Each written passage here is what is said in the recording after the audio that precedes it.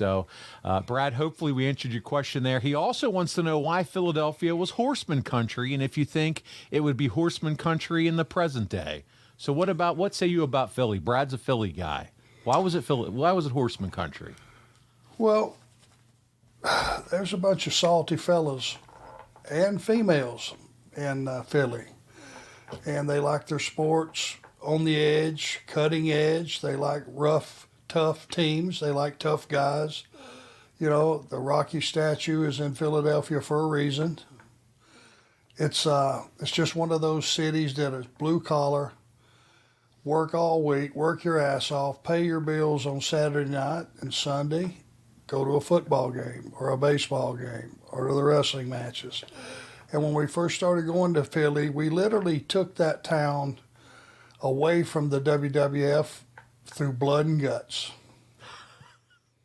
It's the only way I can say it. We went in there and we all bled to death, and it was all to capture an audience because they were selling lunch boxes and all that stuff, ice creams and all the other stuff that they were selling tons and tons of across town. We could run head up with WWF and have our audience, which were groups of guys and, gangs of guys. I don't want to say gangs, but groups of 4 or 5 guys that were all friends and lived in the same neighborhood would come down to the matches, and they would drink some beer and have a good time.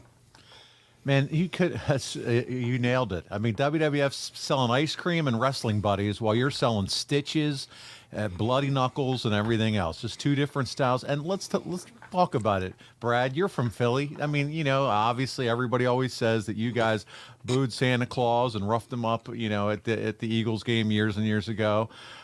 So Philadelphia loves a great heel, all right? They love that great heel faction. So of course it's horseman country. You guys were made for that market. Yeah, I think so. And I've always said I don't care why and who they're screaming for. I just want them to be screaming and loud. And Philly was always loud. And if they didn't like you, it's funny.